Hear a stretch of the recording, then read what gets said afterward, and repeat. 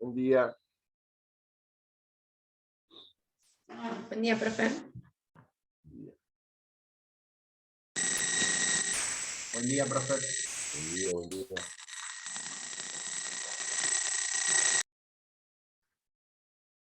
Bueno, la última clase, vamos a hacer un ratito, por lo menos para ver qué dudas pueden tener y cómo van sus trabajos. Así que escucho cómo van sus trabajos. Ya están terminados, ya los van a mandar, por dónde andan. Y hacerles dos observaciones. Fíjense, ¿quién tiene Chile? ¿Chile quién tiene? Yo, profe. Bueno, tenés todo el proceso electoral que está muy interesante. Sí. Imagino que estarás siguiéndolo de cerca porque podemos llegar a hablar de eso. Sí, profe. ¿Quién tiene Perú?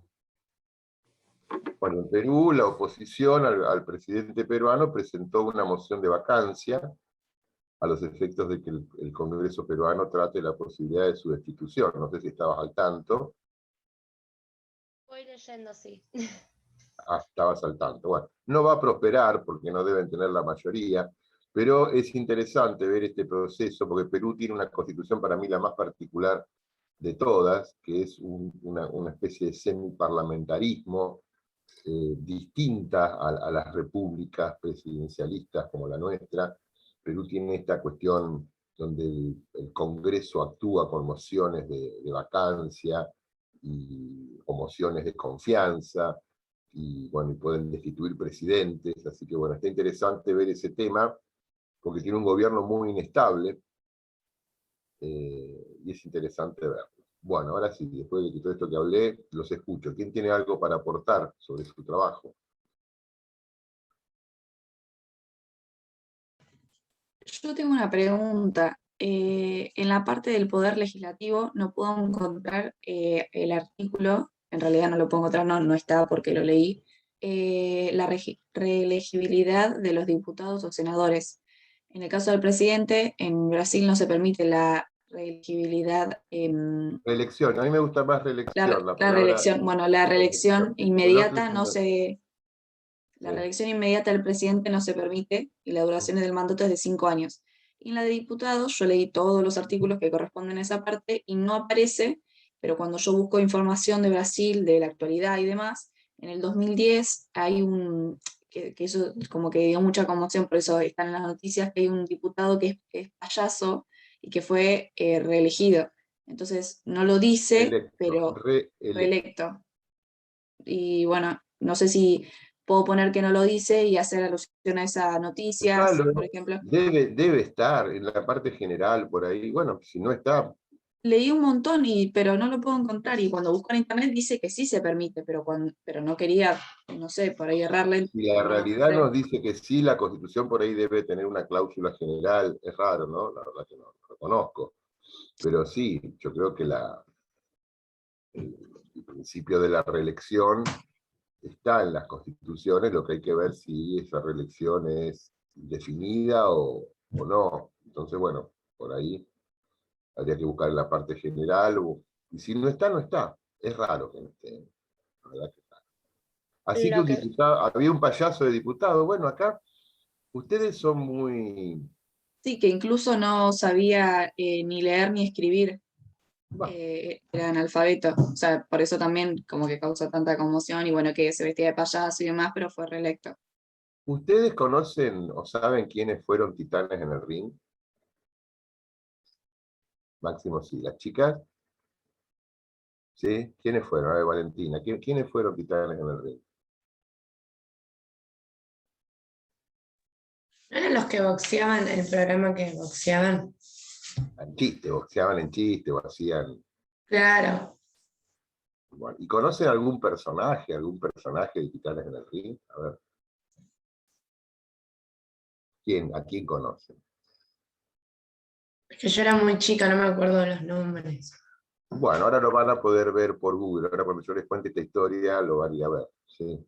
Bueno, pero el original es de la década del 60, ¿no? Y imagino que Claro. habrá marcado su infancia, profe, con la momia negra, la momia blanca, Caballero Rojo. Ahí está, listo. Caballero Rojo. Caballero Rojo Caballero Rojo era un señor que se llamaba Beto Imbeloni, que un día no tuvo mejor idea que matar a alguien acá en Gran Buenos Aires, por la Boca, mató a alguien, siendo el Caballero Rojo, ídolo de los chicos. Ídolo de los chicos. El Caballero Rojo era un crack, el Caballero Rojo. Bueno, y se escapó a Paraguay. En el 83 lo hacen diputado nacional. El Caballero Rojo fue diputado nacional, o sea, este señor Imbeloni fue diputado nacional. Estando fuera del país, porque lo estaba buscando la policía para meterlo preso. Entonces pensó que tenía algún fuero y cuando ingresó de Paraguay a la Argentina lo meten preso. Ya había tenido él alguna actuación política anterior.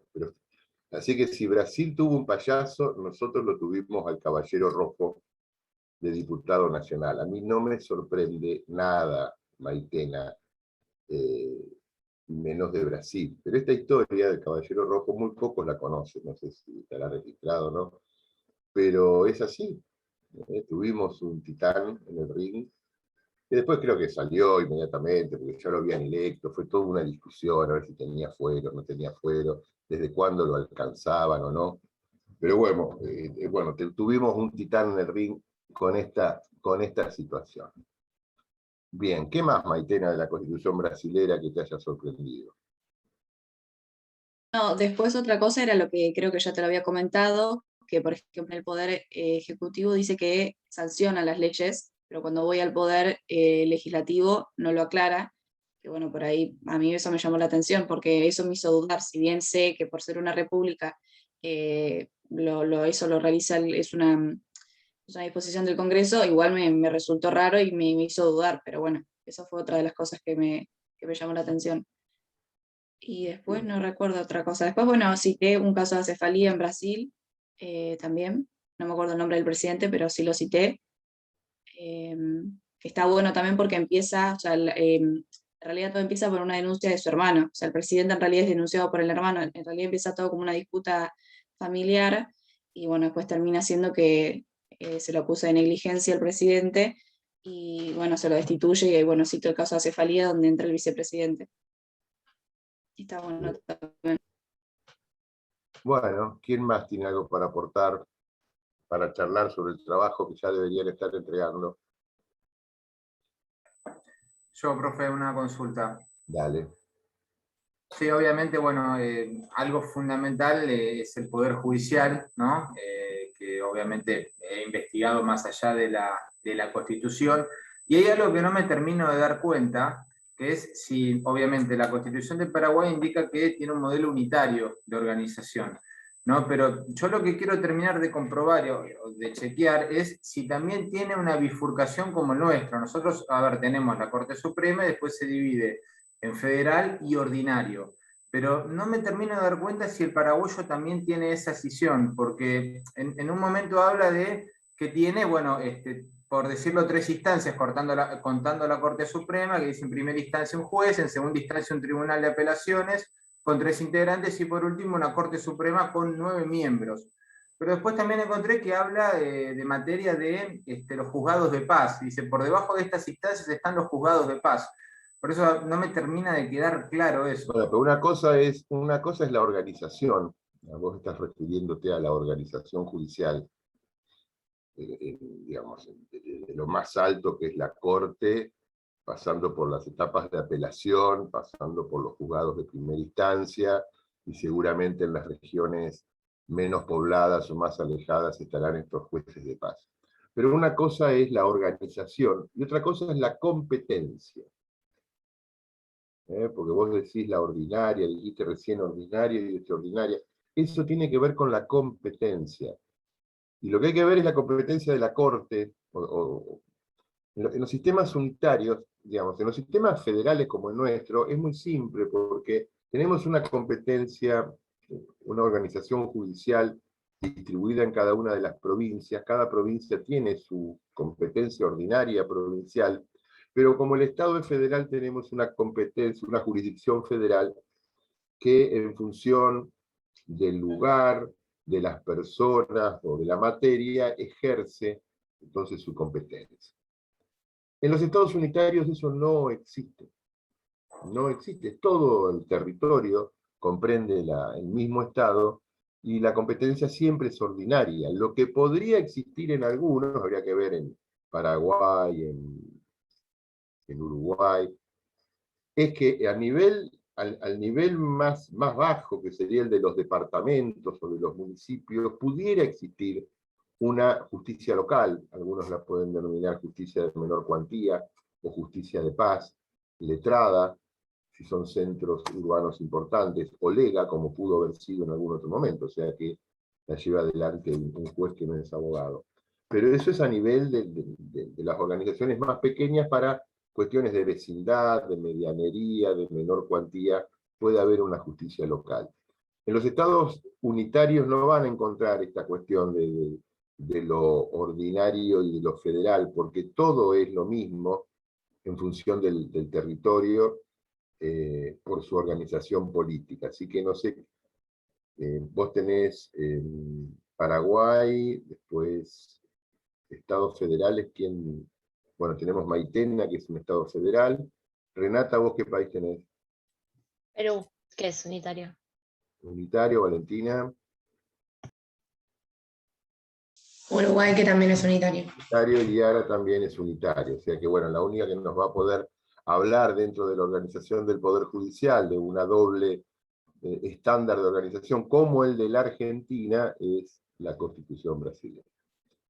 A ver, Máximo, si no te debe haber satisfecho las dudas, pero a ver por dónde podemos seguir con tu tema. No, a ver, la primera duda, que era la principal, está saldada. Para terminar de chequear, ¿no? A mí me daba esa sensación, pero quería terminar de confirmarlo, de que si había una división en el Poder Judicial. Claro, confirmado que con el sistema unitario no ocurre por la autonomía de las provincias que tiene el federal. Eso está claro. Pero bueno, acá, volviendo a lo de los juzgados de paz, por ejemplo, acá encontré que dice: los procedimientos ante dichas jurisdicciones tienen carácter de ser especiales y sumarios, por lo que se les confiere un sistema de recursos diferentes. En grado de apelación intervienen los juzgados de primera instancia de los mismos fueros. ¿A qué se refiere eso? ¿Que tiene un juzgado de apelación propio, el juzgado de paz, o es la misma cadena toda? No. Es muy parecido, igual que la justicia de falta municipal acá en Mar del Plata, que es administrativa. En cambio, en Paraguay es judicial. Pero nuestra justicia de falta administrativa tiene como vía de apelación los juzgados de garantías penales de primera instancia. O sea, siempre hay una vía. Sea que arranques de una vía administrativa o arranques de una vía judicial de menor escala, como esa de los juzgados de falta en Paraguay, siempre tiene una vía de apelación, y la apelación de un juzgado de menor cuantía, en este caso, es un juzgado de primera instancia, en la competencia que corresponda, porque si, por ejemplo, en un pueblito muy chico hay un robo, lo juzga el juez de falta, pero la apelación va a ser el juez penal de primera instancia. Y si en ese mismo pueblito hay un proceso civil, un desalojo, de una locación no paga, también lo va a juzgar el mismo juez de falta o de menor cuantía, pero la apelación va a ser el juez civil, no el juez penal, porque cuando dice de su misma competencia. Ahora, es una vía de apelación, que garantiza, y este es un tema general, que no sé si los profesores lo han dado, a veces se dan, a veces no se da, que garantiza la doble instancia. La doble instancia como garantía constitucional. Y muchos se preguntan, ¿es necesaria la doble instancia o la garantía es que exista un órgano judicial que juzgue la conducta de una persona? Pero la doble instancia ¿es constitucional o no? ¿Podría no existir doble instancia? ¿Podríamos ir a un juzgado a ser juzgados imparcialmente por un tercero que nada tenga que ver con nosotros, nuestra contraparte, y que resuelva un caso, punto? Vamos a la justicia y hay un juez que resuelve un caso, punto. ¿Por qué siempre la apelación? ¿Por qué después vamos a la Cámara, de la Cámara vamos a la Corte de la Provincia, de la Corte de la Provincia a la Corte Federal? 150 jueces dicen que no tenemos razón y seguimos insistiendo. ¿Es constitucional la segunda instancia? ¿O podría un proceso terminar en la primera? Y esto es toda una discusión Esto es toda una discusión. Porque fíjense que en la Argentina está bien, una cosa es un sistema de revisión, una revisión. Un juez te dice que no, vos apelás a una cámara y 3 jueces, en mayoría, 3 o 2, te dicen que no. Listo, ahí se terminó. ¿Cuánto más querés? ¿Cuánto más querés? Pero al margen de eso que es procedimiento, la pregunta constitucional es, ¿podría ser inconstitucional quitar la doble instancia?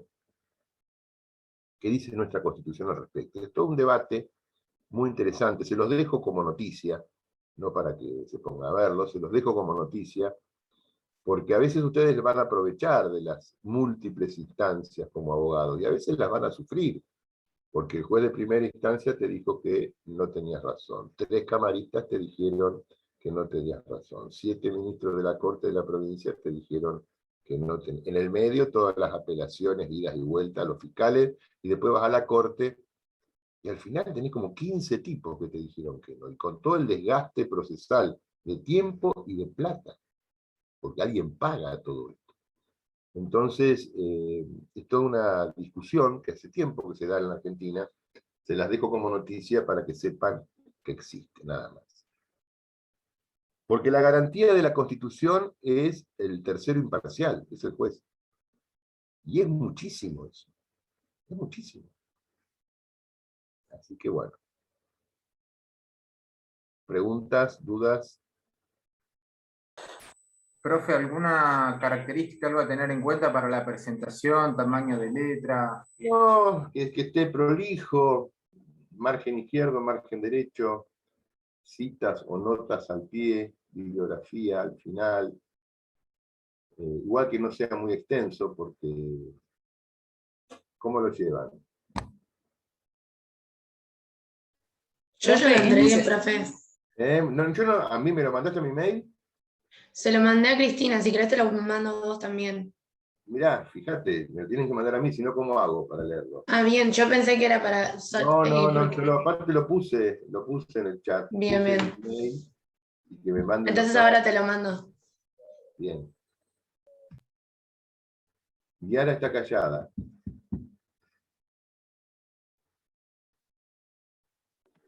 Sí, profe. Porque Yo creo que lo que más, el mayor énfasis que hice en mi trabajo fue el de la reforma constitucional, porque había un montón de temas y justo la Constitución de Chile le daba un capítulo entero a la reforma constitucional. Entonces, como que me fui bastante para ese lado. mirá que tuviste tiempo, tenés tiempo para volver todavía, porque el trabajo Sí, era sí. integral. Sí, Cuando sí, o llegues, sea, puse todo, pero creo que en ese punto me flashé bastante más. bueno, bien, si te explayaste bien, si buscaste información bien. Sí. Pero Chile tiene una linda historia de reformas constitucionales, linda, complicada, ¿no? Desde lo político, porque tiene una historia política, algunos dicen que parecía a Argentina, yo creo que es muy distinta, pero ellos salieron también con una nueva constitución, y ahora, bueno, la están reformando, están eligiendo presidente, tenemos un conflicto internacional en puerta por las declaraciones del embajador argentino en Chile. O sea que está interesante ver la realidad. Y bueno, si vos te explayaste mucho en un tema, fíjate si podés o corregirlo. El trabajo tiene que ser equilibrado. Sí, por eso quería Tiene que ser verlo de equilibrado. nuevo y después entregarlo porque creo que me fui No, mucho. se entrega en la fecha. Es como cuando ustedes tienen que contestar una demanda, la contestan en la fecha. Si la contestan después, por más buena que esté, por más completa, perdieron porque se venció el plazo de contestación de la demanda. Es una cuestión que tienen que ir metiéndose en la cabeza, hay plazos procesales. Entonces nosotros si le decimos para una fecha, bueno, preséntenlo para esa No, fecha. sí, Con lo que lo voy tengan, a entregar. con lo que tengan. Sí, obvio. Bueno, ¿alguien más? Bueno, y después una vez que lo presenten, los vamos a leer y después, bueno, creo que la semana, no sé qué día, con Cristina, vamos a estar en un Zoom todos juntos y lo van a tener que, van a exponerlo, van a tener que defenderlo. Y después, bueno, evaluaremos nosotros como... O sea que no es presencial la defensa del ¿Cómo presencial? ¿En la facultad? No sé, lo voy a charlar con los demás profesores, no sé. Podría ser, tengo que... Pregúntenle a la doctora Oxarango, podríamos juntarnos en la facultad. No habría Lo que demasiado problema. Pero bueno, sí que yo sé que ella puso una fecha límite para la presentación y eso sí hay que completar. Y el trabajo, no sé cómo lo habrán encarado, pero es una comparación, ¿no?, de esta constitución con la nuestra. ¿Mm? Las características generales, un poquito de referencias históricas mínimas, y una comparación forzada o no. Por ejemplo, con la de Brasil es una comparación muy simple porque son modelos parecidos. La Constitución argentina y la Constitución brasileña tienen modelos parecidos, más allá que el funcionamiento, las características de las instituciones pueda variar, que eso es lógico, el modelo es parecido. En cambio, es más difícil comparar la nuestra con los modelos unitarios, porque es un sistema distinto. Por más que la organización del poder legislativo y judicial y ejecutivo tengan puntos en común, representan las constituciones sistemas organizativos distintos. Así que, en base a eso, yo armaría así el trabajo y bueno, tocaría algunos temas. Reforma constitucional está bien, proceso de formación y sanción de la ley, para ver cómo es en el caso de ellos, sistemas de decretos de necesidad de urgencia, preguntarme si existen o no existen, si se pueden convalidar o no, modelos de destitución, porque está el tema de Perú, que siempre es candente, el tema de la destitución presidencial. Bueno, agarraría algunos puntos y haría comentarios acerca de esto. Pero eso así hubiera hecho yo mi trabajo. Así, pensándolo rápido en este momento. Por ahí ustedes lo hicieron parecido, o si no, lo hicieron distinto y tiene la misma validez. Preguntas, dudas, si no las hay, nos despedimos. Una última, profe, Sí. cortita. En nuestra organización judicial, yo tengo entendido que hasta la segunda instancia los juzgados analizan y dan sentencia en cuestiones de hecho y de derecho. Y a partir de la tercera instancia de la Corte Suprema solo de derecho. ¿Es correcto esto? No, más o menos, más o menos. Dicen que la prueba se realiza en la primera instancia. Dicen que los jueces de primera instancia tienen que conocer el Código de Procedimiento y los jueces de Cámara tienen que conocer el Código Civil. Esa es una vieja frase que me decían a mí en la facultad. La prueba va en la primera instancia. Puede haber, es muy raro, una cuestión de prueba en segunda instancia. Sería muy raro, sería rarísimo en una tercera instancia, casi inexistente.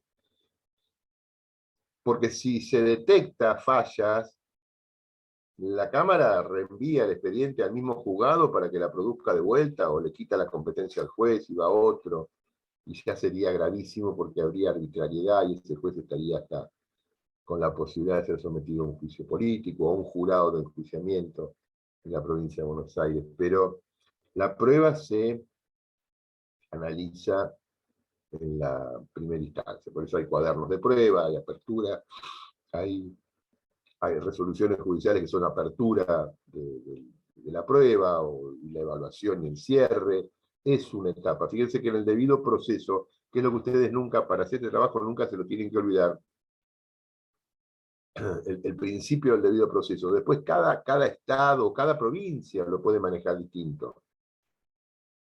Acusación, defensa, prueba y sentencia. Son las 4 etapas del proceso. Y cada etapa tiene una particularidad.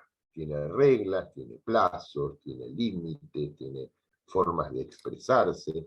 Acusación, tiene legitimación, defensa, prueba y sentencia. Si se cumplen estos 4 pasos, hay un debido proceso. Y después, bueno, cada estado a través de su procedimiento determinará. Yo estoy convencido, y así es en la Argentina, la prueba la acusación, la defensa y la prueba, lo que se discute es en la primera instancia. Lo que se discute en la segunda instancia son cuestiones de derecho. Y lo que se discute en tercera instancia son cuestiones de la Constitución. Así debería ser. Por la vía extraordinaria, solamente cuestiones de interpretación y de supremacía de la Constitución. Ni siquiera de derecho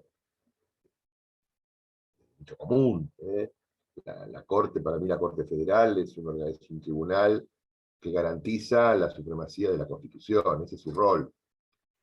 Por lo menos en la vía extraordinaria. En la vía ordinaria, que es cuando el tribunal funciona como una tercera instancia apelada, bueno, ahí podrían pasar otras cosas. Fíjense que de cada 100 expedientes que llegan a la Corte Suprema de Justicia Federal Argentina, 95 son los que llegan por vía del recurso extraordinario, más o menos. Y el 5% llega por la vía de la tercera instancia apelada. La Corte trata dos cosas, trata lo ordinario y lo extraordinario. Lo extraordinario es cuando dentro de un proceso una parte presenta un recurso extraordinario porque entiende que hay un problema de interpretación o de supremacía de la Constitución y ahí se abre la vía extraordinaria y va a la Corte, y eso es el gran trabajo de la Corte. Pero después la Corte también tiene su vía ordinaria, cuando, por ejemplo, en los procesos de extradición, o en los procesos cuando se demanda al Estado Nacional, donde arranca en la primera instancia, después va a la Cámara, y de la Cámara puede ir a la Corte, por eso decimos la Corte como una tercera vía apelada ordinaria, cuando es tribunal de alzada de un proceso ordinario, no de un recurso. Y eso es muy poco el trabajo, yo le calculo un 5%, podría ser un poquito menos, inclusive cuando el Estado Nacional es parte. Cuando el Estado Nacional es parte. Pasa que demandar al Estado Nacional se puede. En primera instancia, es muy habitual demandar al Estado Nacional. Pero después hay un límite económico para ir a la Corte, tiene que ser un límite, digamos, hay un monto que se actualiza permanentemente, porque si no, todo reclamo, digamos, yo voy caminando y en la ruta 226 pincho una goma porque el asfalto estaba mal hecho, y bueno, como es una ruta nacional, o vuelco en la 226, como es una ruta nacional, la demanda por los daños, por la mal trazado de la ruta es contra el Estado Nacional, o contra Vialidad Nacional, y después por ahí me voy al Estado Federal. Y bueno, eso tiene un límite, porque si no todo el mundo llegaría a la Corte. Entonces hay límites económicos muy altos. Pero hay casos en que supera, entonces llegan a la Corte reclamos económicos como tercera instancia apelada. Pero el trabajo fundamental de la Corte es lo extraordinario, el recurso extraordinario federal, artículo 14 de la Ley 48. Dentro de esto, y con esto termino, no sé por qué llegamos acá, pero es un tema que siempre me interesó, pero lo da García Arena, no sé si lo estará dando o no. Dentro de lo que llega a la Corte, fíjense lo mal que anda todo esto, que la mayoría de los casos que llegan a la Corte por recurso extraordinario son por causales de arbitrariedad. No tanto por problemas de interpretación constitucional o por gravedad institucional, que es otra alternativa muy excepcional, sino por temas de arbitrariedad. ¿Y quién genera la arbitrariedad? El juez. Porque se está llegando a la Corte por recurso extraordinario porque los jueces de menores instancias están o dictando sentencias en las cuales no se incorpora la prueba realizada, o sea, están dictando sentencia dejando de lado la prueba, al margen de la prueba, o contraria a la prueba, o porque están dictando sentencias que no se fundan en derecho vigente, que es terrible. o por errores formales, o por mala aplicación del derecho, la arbitrariedad. Una cosa es cometer un ilícito constitucional, otra cosa es que un juez te juzgue arbitrariamente. Y la gran mayoría de los casos que llegan son por cuestiones de arbitrariedad, en donde la Corte después manda a revisar.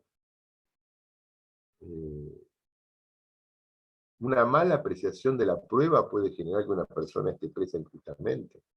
Una mala apreciación de la prueba puede generar que se remate un inmueble cuando no se tenía que rematar. Después viene la responsabilidad contra el Estado. Después viene el juicio de responsabilidad contra el Estado. Pero la arbitrariedad es por falla humana, digamos. Cuando se cae un avión, que se cae porque se rompió el motor o se durmió el piloto. Bueno, la arbitrariedad es, se durmió el piloto, es falla humana, falla de los jueces. Y la mayor cantidad de temas que están llegando hoy a la Corte es por arbitrariedad, por fallas de los jueces, lo que significa que los jueces no son buenos, lo que significa que el modelo o el sistema de selección no es bueno, está fallando. Lo que significa que los abogados que se están recibiendo por ahí tienen algunas deficiencias que después van a tener que subsanarlas a través de cursos de grado, de posgrado, que los perfeccionen. O sea, lo que significa que la educación no está siendo buena y que probablemente muchos de estos jueces tengan problemas de base. Entonces eso ya es preocupante. Bueno, dicho esto, la verdad que fue un gusto darles clase. Esperemos vernos en algún momento. No sé si el examen será presencial o no. De cualquiera de las dos maneras, bueno, les deseo que les vaya bien, y manden los trabajos y no aflojen con esto. Que tengan un buen día. Hasta luego. Buen día. Chao, profe, gracias. Chao.